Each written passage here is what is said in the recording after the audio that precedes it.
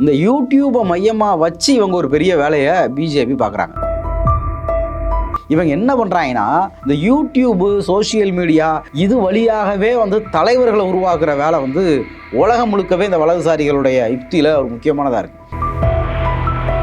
நேற்று நம்ம நரேந்திர மோடி என்ன பண்ணாருன்னா, இந்த கேமர்ஸ் எல்லாம் போய் வேற அவர் மீட் பண்ணுறாரு. ஒரு பிரதமர்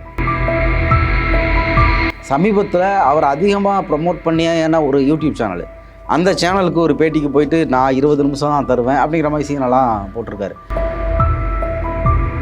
ஆனால் ஒரு இண்டிவிஜுவல் உடைய யூடியூப் தான் மதன் கௌரி சேனல். அதுக்கு நேரம் ஒதுக்கி ஒரு விரிவான பேட்டி வேற கொடுக்குறாரு.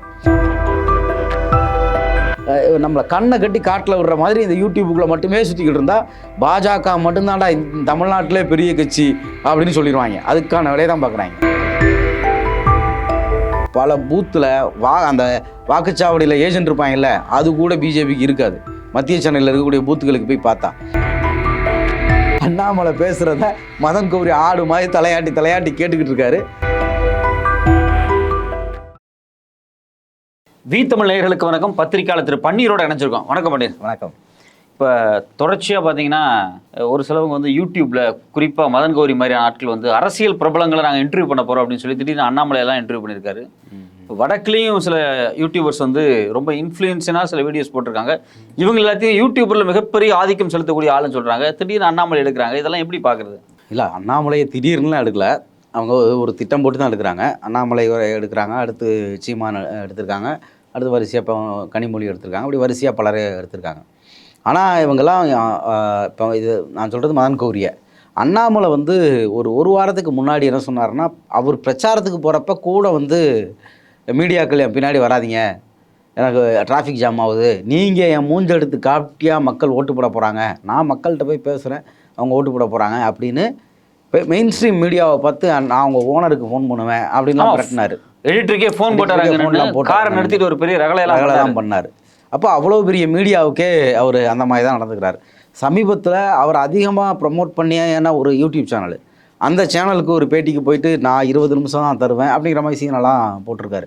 முன்னாடி அவர் நடைபயணத்தப்போ பாட்டெல்லாம் போட்டு அவருக்கு திருவிழா கொண்டாடின ஒரு சேனல்லையே அவர் இந்த மாதிரி சீனெல்லாம் போட்டிருக்காரு.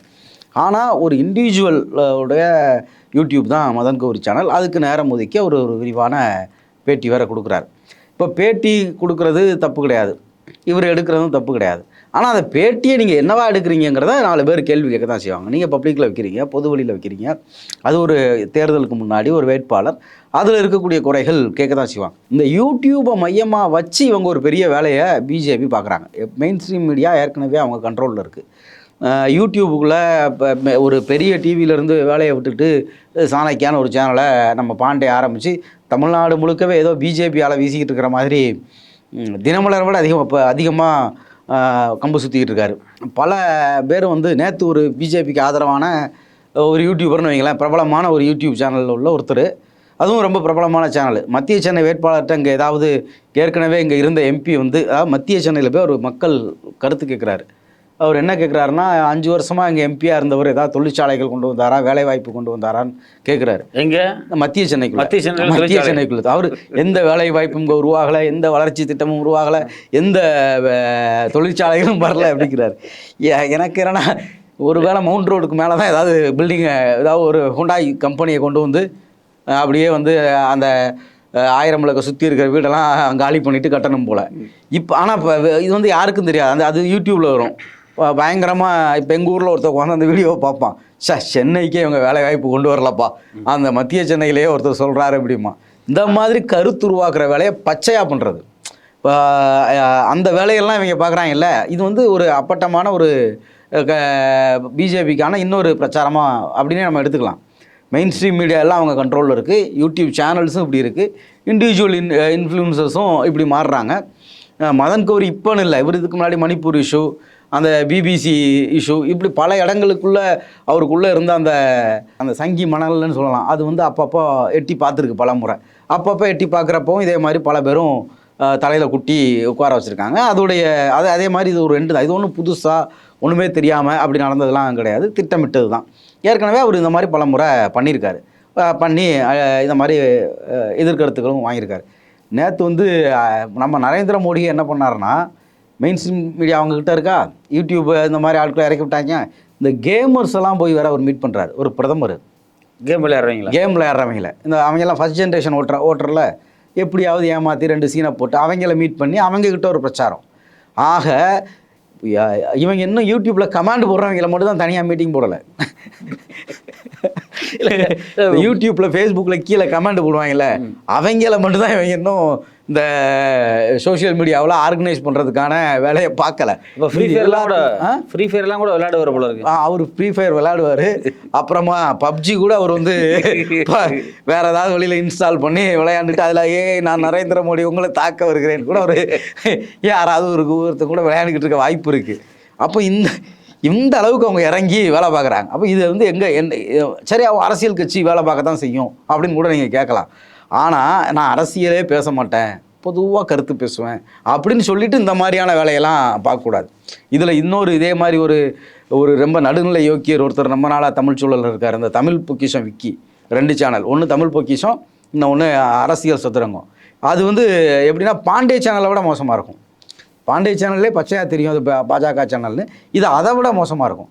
ஏதாவது சின்ன சின்ன விஷயங்கள் நடக்கும் பார்த்தீங்களா, அதெல்லாம் அப்படியே நடுநிலையாக சொல்கிற மாதிரியே பாஜக காரங்களாக இருந்தாலும் நாங்கள் இதை எதிர்ப்போம் அப்படின்னு ஒரு இடத்துல சொல்லிவிட்டு ஒட்டுமொத்தமாக நரேஷனை செட் பண்ணி விட்டு போயிடுறது. நம்ம விவசாயிகள் போராட்டம் நடந்துறப்ப இதே மாதிரியான பல வேலைகளை அவர் பேசி விட்டதெல்லாம் நம்ம பார்த்தோம். இப்படி நிறைய பேர் இருக்காங்க. இப்போ இவங்க நம்ம கவர்மெண்ட் கூட அவார்டு கொடுத்துச்சுல அந்த கீர்த்தி ஹிஸ்ட்ரி, அந்த அம்மா திடீர்னு வந்து பாலிடிக்ஸ் தீவிரமாக பேசுது. இவங்க அவார்டு கொடுக்குறாங்க, தீவிரமாக கச்சத்தீவு பற்றிலாம் பேசுகிறாங்க. ஆக இவங்க கேமர்ஸ்லேருந்து ஹிஸ்ட்ரி பேசுகிறதா ஆட்களை உருவாக்குனதுலேருந்து யாரையுமே விடலை, எல்லாரையும் பிடிச்சி வச்சு இன்னும் இவங்க பிடிக்காத ஆள் நம்ம திருச்சி சாதனா, சூர்யா, இவங்கள தான் இன்னும் பிஜேபி இந்த யூடியூப்பில் ஃபேஸ்புக்கில் பேசுகிறவங்களாம் பிடிக்கலை. அதில் ஒரு லிஸ்ட்டாக மதன் கௌரி வந்து அதில் முக்கியமான ஆளாக இருக்கார். அதனால் அவரை நோக்கி கேட்குறாங்க. இப்போ இதில் என்னென்னா, இப்போ அண்ணாமலை ஒரு பக்கம் யூடியூபர்ஸில் வந்து அவர் இன்டர்வியூ எடுக்கிறாரு, இன்னொரு பக்கம் கனிமொழி, சீமான் இவங்க எடுக்கிறாங்க. இப்போ இந்தியா முழுக்க பேசப்பட்டிருக்கக்கூடிய விஷயம் அப்படின்னா பாஜக ஒரு பாசிச சக்தி, அதை அழித்தொழிக்க வேண்டிய கடமை நமக்கு இருக்குது அப்படின்னு சொல்லி எல்லாருமே பேசுகிறாங்க. அதுக்கான வேலை திட்டத்தில் இருக்காங்க.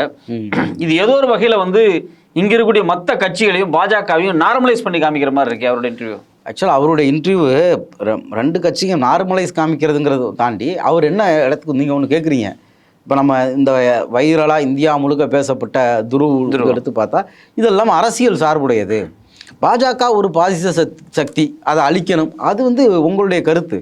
நான் ரொம்ப நடுநிலையான ஆள், என்னை பொறுத்த வரைக்கும் அப்படிலாம் கிடையாது. நான் நடுநிலையாக இருக்கிறப்ப எனக்கு நீங்களும் ஒன்று தான், இவரும் ஒன்று தான். இப்போ நம்ம ஊரில் நிறைய பேர் பேசுகிறாங்களே, இந்திரா காந்தி செய்யாததையா மோடி செய்து விட்டார் அப்படின்னு.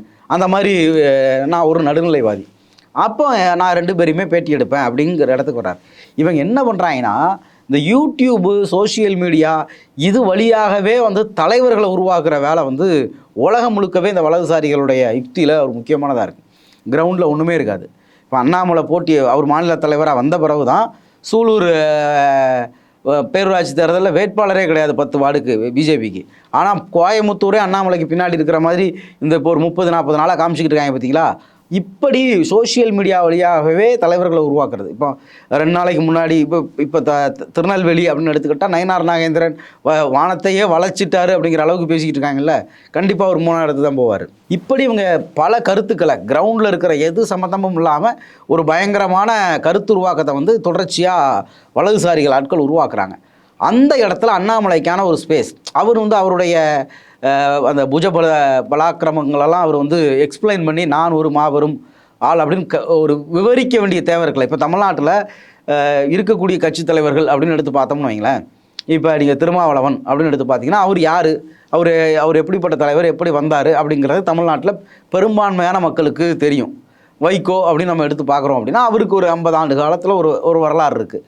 தமிழ்நாடுடைய முதலமைச்சர் மு.க. ஸ்டாலின் அப்படின்னு எடுத்து பார்த்தோம்னா எல்லாருக்குமே தெரியும், அவர் ஒரு இளைஞரணியிலேருந்து அவர் ஒரு 50 ஆண்டு காலத்துக்கு மேலே பொதுப்பணியில் இருந்து அரசியலுக்கு வந்திருக்காரு அப்படிங்கிறது தெரியும். அப்போ அந்த மாதிரியே ஆன பிம்பங்கள் எதுவும் அண்ணாமலை கிடையாது. அந்த மாதிரியான ஒரு நீண்ட அரசியல் வரலாறோ அப்படி எதுவுமே அவர் கிடையாது. அல்லது இப்போ கம்யூனிஸ்ட் கட்சிகள் மாதிரி தொழிற்சங்கங்கள் இப்படி ஒரு வலுவான கட்சி கட்டமைப்பு கொண்ட நபராக அவர் அதுவும் கிடையாது. ஆனாலும் அவர் இவர்களுக்கெல்லாம் சமமான ஒரு தலைவர் அப்படின்னு கொண்டு காட்ட வேண்டிய இடம் வருதுல, அதுக்காக தான் இந்த பேட்டிகளின் வழியாக அவர் ஒரு தலைவராக ஊதி பெருக்கப்படுறார். அவர் இதுக்கு முன்னாடி பேட்டியில் சிங்கம் படத்து கதையெல்லாம் சொன்னீங்கன்னா நம்ம பார்த்து அது காமெடி ஆச்சு. ஆனால் அவன் இவர் சொன்னால் இது சிங்கம் படத்து கதைன்னு கண்டுபிடிச்சிருவாங்கன்னு கூட தெரியாத அளவுக்கான ஆள் தான் அண்ணாமலை. ஆனால் அதெல்லாம் சொன்னார், நான் போய் ஒருத்தரை பிடிச்சிட்டு வந்தேன் அப்படின்னு. அப்படி அவருடைய சாதனைகளாக ஒன்று பேசுகிறதுக்கான வெளியே ஒரு மாஸ் மீடியாவில் ஒரு சோஷியல் மீடியாவுக்குள்ளே ஏற்படுத்துகிற இது. அவர் கோயம்புத்தூரில் நின்று அவருடைய சாதனைகளை பேசினார்னா 2 பேர் கேள்வி கேட்பான், 4 விமர்சனங்கள் வரும். ஆனால் யூடியூப்லனா கமெண்டில் தானே வரும். கமெண்ட்டையும் மதன் கௌரி நெகட்டிவாக வர்ற கமெண்ட்டை கொஞ்சம் பூரா பிளாக் பண்ணி வச்சுட்டா ரொம்ப பாசிட்டிவாக வர மாதிரி கூட செட் பண்ணிக்க முடியும். அப்போ அந்த செட்டப்புக்குள்ளே இவரை ஊடகங்களின் வழியாகவே இந்த பாஜகக்காரங்க உருவாக்குற இந்த எலெக்ஷன் கேம்பெயினில் பண்ணுறது எல்லாமே முழுக்க யூடியூப் வழியாகவே தலைவர்களை உருவாக்குறாங்க. நேற்று ஒருத்தர் மத்திய சென்னை வேட்பாளர் அதே சேனலில் தான் மத்திய சென்னை வேட்பாளர் வினோத் பி செல்வத்தை பற்றி அவர் ரொம்ப யங்கர், பயங்கரமாக ஆக்டிவாக இருக்கார், களத்தில் ஸ்ட்ராங்காக இருக்கார், அப்படி இப்படின்னு பேசுகிறாங்க. ஜிம்முக்கெல்லாம் போகிறாரு, பயங்கரமாக களத்தில் ஆக்டிவாக இருக்கார். அவர் களப்பணியில் ஒரு மாஸ்டரு. அவர் கிரவுண்ட் ஒர்க்கை அவர் அளவுக்கு பண்ண முடியாது, அவர் ஒரு சின்ன பையன் நினச்சிடாதீங்க, அப்படி இப்படின்லாம் பயங்கரமாக பேசுகிறார். அவ்வளவு களப்பணி பண்ணுறவர் நான் இப்போ 2011 உள்ளாட்சி தேர்தலில் 5வது இடத்துக்கு போனார். வெற்றி பெற்றது ஒரு கட்சி. அதுக்கப்புறம் அதாவது அதிமுக, திமுக, இந்த மதிமுக, சிபிஎம் இவங்களுக்கெல்லாம் பிறகு 5வது இடத்துல தான் வினோத் பி செல்வம் இருந்தார். அவரை போய் நம்மக்கிட்ட ஒரு பயங்கரமான களப்பணியில் மிகச்சிறந்தவர் அப்படின்னு ஒரு பெரிய பிம்பத்தை காமிக்க பார்க்குறாங்க. 2வது அவர் ஜெயிச்சிருவார், மத்திய சென்னையில் இருக்கக்கூடிய வட இந்தியர்கள் வாக்கு அவருக்கு விழுந்துரும் அப்படிங்கிறாங்க. அது துறைமுகம் தொகுதியிலே பார்த்தோம். அவங்க ஃபஸ்ட்டு ஒரு ரவுண்டு 2 பெட்டி தான் அவங்க ஓட்டு. அதுக்கப்புறம் முழுக்க சேகர்பாபு அடிச்சு தூக்கிட்டு போயிட்டார். துறைமுகத்திலே அதுதான் நிலமனா. இதில் 1000 விளக்குலேருந்து வில்லிவாக்கத்துலேருந்து பல தொகுதி இருக்குது நம்ம மத்திய சென்னைக்குள்ளே. அதுக்குள்ளே துறைமுகத்தில் விழுந்து அந்த 2 பெட்டி வேணால் 4 பெட்டியாக மாறும். இப்போ 4 பாக்ஸ் ஓட்டிலலாம் அவர் ஒன்றும் முன்னேறிட முடியாது. ஆனால் வினோத் பி செல்வம் ஒரு மாபெரும் சாதனையாளர். இப்படியான வேலைகளை இவங்க இதுக்குள்ளே உருவாக்குற வேலையை நம்மளை கண்ணை கட்டி காட்டில் விடுற மாதிரி இந்த யூடியூப்புக்குள்ளே மட்டுமே சுற்றிக்கிட்டு இருந்தால் பாஜக மட்டும்தான்டா தமிழ்நாட்டிலே பெரிய கட்சி அப்படின்னு சொல்லிடுவாங்க. அதுக்கான வேலையை தான் பார்க்குறாங்க. இப்போ அந்த யூடியூபுக்கும் கிரவுண்டுக்கும் உள்ள யதார்த்த வேறுபாடுகள் என்ன? அதான் யூடியூபுக்கும் கிரவுண்டுக்குமான யதார்த்த வேறுபாடு என்னென்னா, இப்போ மத்திய சென்னையில் மாபெரும் சாதனையாளராக வினோத் பி செல்வத்தை சொல்லிட்டு இருக்காங்கல்ல, அவங்களுக்கு பூத்துக்கு போடுறதுக்கு ஆள் இல்லாமல் பல எலெக்ஷன் அன்னைக்கு போய் பாருங்கள், பல பூத்தில் அந்த வாக்குச்சாவடியில் ஏஜென்ட் இருப்பாங்கல்ல, அது கூட பிஜேபிக்கு இருக்காது.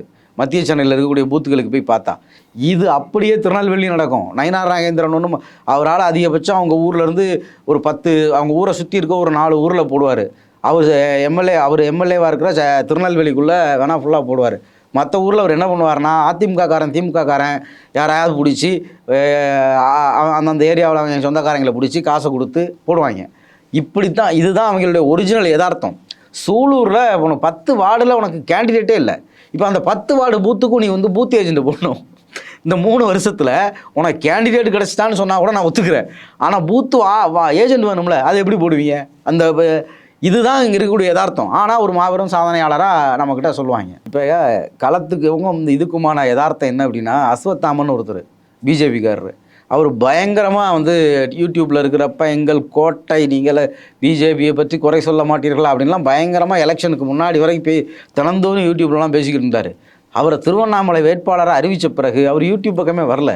ஏன்னா அவர் இனிமேல் தான் போய் அந்த திருவண்ணாமலைக்குள்ளே பிஜேபிக்கு ஆட்களை தேடணும். நான் ஜவ்வாது மலைக்கு போனேன், அப்போவும் என்ன பண்ணுறாரு, எல்லாம் பண்ணி முடிச்சாச்சு, இதுக்கப்புறம் நம்மளால் ஒன்றுமே பண்ண முடியல, 6 சட்டமன்ற தொகுதியும் தேட முடியல, ஏதாவது சீனை போடுவோம் அப்படின்னு சொல்லிட்டு அவர் வழக்கமாக பேட்டி கொடுக்குற சேனல்காரங்களை வர சொல்லி, நான் ஜவ்வாது மலைக்கு போனேன், அங்கே ஒரு வீட்டுக்கு வாசலில் படுத்து கிடந்தேன், அவங்க என்ன இரவு முழுக்க இங்கே தங்கிட்டு போங்கன்னு சொன்னாங்க, ஊர் மக்கள்லாம் பார்த்தாங்கன்னு திரும்பப்படி கதை சொல்ல ஆரம்பிச்சிட்டார்.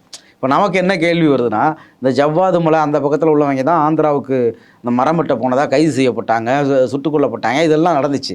அன்னைக்கே அஸ்வத்தாமன் என்ன பண்ணிக்கிட்டு இருந்தார், இந்த கேள்வியை அவங்களும் கேட்பாங்க. நான் அந்த மாதிரி கொஞ்சம் பேர் கைது செய்யப்பட்டப்ப 2017 நினைக்கிறேன், அந்த ஊருக்கே போனேன், போயெலாம் பாதிக்கப்பட்டவங்க எல்லாம் பார்த்துருக்கேன்.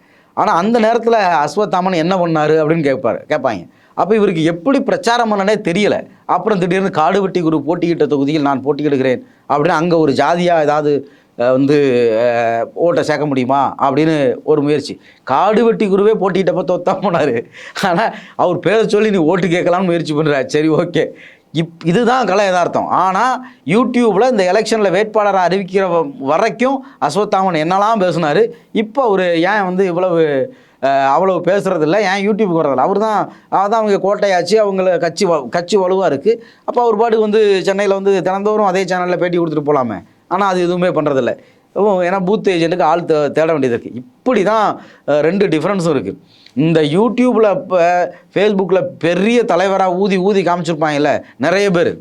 இப்போ சமீபத்தில் ஒரு சிறுபான்மை சமூகத்தை சேர்ந்த ஒரு தலைவர் திமுகவை தவிர நாங்கள் யாருக்கு வேணாலும் வாக்களிப்போம் பயங்கரமாக பேசினார், பயங்கரமாக ஷேர் ஆகுச்சு. ஆனால் அவர் ஆர்ப்பாட்டம் பண்ணால் அதில் பாதி பேர் கூட அந்த ஷேர் பண்ணியிருக்கிறதுல 10% கூட வரமாட்டாங்க. இப்படி சோஷியல் மீடியா வழியாகவே பல பேரை வந்து உருவாக்குறாங்க. அதில் ஒரு அஜெண்டா தான் அந்த அண்ணாமலை பேட்டி. அண்ணாமலை பேசுகிறத மதன் கௌரி ஆடு மாதிரி தலையாட்டி கேட்டுக்கிட்டு இருக்காரு. அதை வந்து அரசியல் ரீதியாக அது சமூகத்தில் ஆனால் வினையாற்றுதோ இல்லையோ, வினையாற்றுவதற்கான வெளியாக தான் அதை வந்து இவங்க பயன்படுத்துகிறாங்க. கேமர்ஸையே மோடி மீட் பண்ணுற அளவுக்கு போகிற இடத்துல இந்த ஏரியா வந்து ஏதோ ஒரு வகையில் அவங்களுக்கு பயன்படும் அப்படிங்கிற இடத்துல இருந்து தான் பயன்படுத்துகிறாங்க. அதுக்கு மதன் கௌரியும் துணை போகிறாரு. அப்போ மதன் கௌரி துணை போகும்போது அவரை கேள்வியும் கேட்குறாங்க. இப்போ நீங்கள் சொன்னதுலேருந்து எனக்கு என்ன கேள்வி அப்படின்னா, கிரவுண்ட் ரியாலிட்டி வேறு மாதிரி இருக்குது அப்படின்னு சொல்கிறீங்க. ஆனால் இருந்தாலும் யூடியூப்பில் ஊதி பெருக்க வேண்டிய தேவை எந்த இடத்துலேருந்து வருது? அந்த இடத்துக்கு ஏன் ஒரு கேமர்ஸை கூட இவங்க போய் திருப்பி அப்ரோச் பண்ணுறாங்க? அதாவது கருத்துருவாக்கத்தின் வழியாக ஒரு ஓட் பேங்கை பெறுறது. நம்ம ஏற்கனவே நம்ம பேசுன மாதிரி இதன் ஊடகங்களின் வழியாக இப்போ அண்ணாமலையே தமிழ்நாட்டில் எல்லாருக்கும் தெரியுமானா தெரியாது. இப்போ நேற்று ஒரு நண்பர் ஒருத்தர் வந்து பேட்டி ஸ்டேட்டஸ் போட்டிருக்காரு, கிராமப்புறங்களில் டிடிவியும் பாஜகவும் கூட்டணியினே தேனி டிஸ்ட்ரிக்டில் தெரியலையாம். ஒருத்தர் வந்து அந்த ஊர் பகுதியை சேர்ந்த ஒருத்தர் பதிவு பண்ணியிருக்காரு. அப்போ இவ்வளவு இடைவெளிகள் வந்து கிராமங்களுக்குள்ளேயும் அரசியல் களத்தில் இருக்குது. அப்போ இப்படியான இடத்துக்குள்ளே இந்த அண்ணாமலை மாதிரியான நபர்களை எல்லா இடத்துக்கும் கொண்டு போய் சேர்க்க வேண்டியது இருக்குது. அப்போ கேமர்ஸ்ட்டை போகணும், யூடியூப்பில், ஃபேஸ்புக்கில், இப்படியெல்லாம் ஜாதி சங்கங்களில் இப்படியெல்லாம் கொண்டு போய் சேர்க்க வேண்டிய தேவை இருக்குது. இப்போ அந்த ஃபஸ்ட் ஜென்ரேஷனில் வர்றவங்க வந்து யூடியூப் பார்க்குறாங்கன்னு வைங்களேன், அவங்கக்கிட்ட இவர் ஒரு பெரிய தலைவர் போல், ஒரு சுத்தமான அரசியல்வாதி, தன்னுடைய வேலையவே தியாகம் பண்ணிவிட்டு நம்ம ஊருக்கு அரசியல் பண்ணுறதுக்காக வந்திருக்காரு, நல்ல அரசியல் பண்ணணுங்கிறதுக்காக வந்திருக்காரு அப்படிங்கிற ஒரு பிம்பத்தை முதல் ஜென்ரேஷனாக பெரும்பாலும் அதிகமாக யூடியூப்பை பார்க்கக்கூடிய அந்த 18 to 25 வயசுக்கு இடைப்பட்ட மதன் கௌரியோட ஆடியன்ஸ்லாம் பெரும்பாலும் அவங்க தான் அதிகமாக இருப்பாங்க. அந்த ஆடியன்ஸுக்கிட்ட இவரை கொண்டு போய் சேர்க்குறது. ஒரு 10 லட்சம் பேர் பார்த்தா 10 ஓட்டு கிடச்சா அவங்களுக்கு லாபம் தானே. அவங்கள பொறுத்த வரைக்கும் பூத்துக்கே ஆள் கிடையாது. இப்போ 10 பூத்துக்கு ஆள் கிடையாது வழியாக கிடச்சா கூட அவங்களுக்கு லாபம் தான். அந்த இடத்த தான் அவங்க வந்து திரும்ப பயன்படுத்துகிறாங்க. எதுவுமே இல்லாத இடத்தில் எதையாவது உருவாக்குவது, இந்த அண்ணாமலை மாதிரியான தலைவர்களை ஊதி பெருக்கிறது. இப்போ நம்ம முன்னாடி வந்து அடிக்கடி வந்து ஆன்லைனில் ஒரு கலாய் பார்க்க முடியும். என்ன அப்படின்னா, ஆன்லைனில் சர்வே வச்சா ஃபஸ்ட் இடத்துல நாம் தமிழர் கட்சி இருக்கும். ஆனால் எலெக்ஷன் ரிசல்ட் வரும்போது அது 3ஆவது இடத்துல இருக்கும். இந்த ஆன்லைன் சர்வேல நாம் தமிழர் கட்சி எப்படி முன்னாடி வருது? அந்த ஃபஸ்ட் ஜென்ரேஷனில் ஃபேஸ்புக் யூஸ் பண்ணுற, ட்விட்டர் யூஸ் பண்ணுறவங்களை மொத்தமாக வந்து ஒரு 2-3 வருஷத்துக்கு முன்னாடி அதில் ஓட்டை போட்டு தள்ளுவாங்க. அப்படி ஆன ஒரு இடம் இருக்குல்ல, ஆனால் கிரவுண்ட் ரிசல்ட்டில் அப்படி வராது. அப்படியான ஒரு இடத்த தான் பிஜேபி இந்தியா முழுக்க எல்லா வகையிலும் பயன்படுத்துது. கேமர்ஸ்லேருந்து யூடியூப்லேருந்து எல்லா வகையிலும் பயன்படுத்துதில்ல. மொத்தத்தில் அவங்க பார்க்குறவங்கலேருந்து ஒரு 10 பேர் கிடைச்சாலே அவங்களுக்கு பெரிய விஷயம். மதன் கௌரி யூடியூப்லேருந்து 10 பேர் கிடைச்சா கூட பெரிய விஷயம்.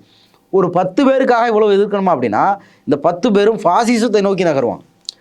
ஒரு 10 இளைஞர்கள் வந்து அண்ணாமலைக்கு பின்னாடி போனால் பாசிசத்தை நோக்கி நகருவான். ஆனால் இதை நயினார் நாகேந்திரன் இந்த இவ்வளவு தோல்வி பயத்தில் தான் அவர் வந்து சாதி வரியை தூண்டி விடுறாரு. அவர் சொந்த சாதிக்கு எதிராகவே பட்ட சோத்துக்காகவே நம்ம கொலை பண்ணுற சாதி கழுது அப்படிங்கிறதெல்லாம் அவர் பேசுகிறாரு.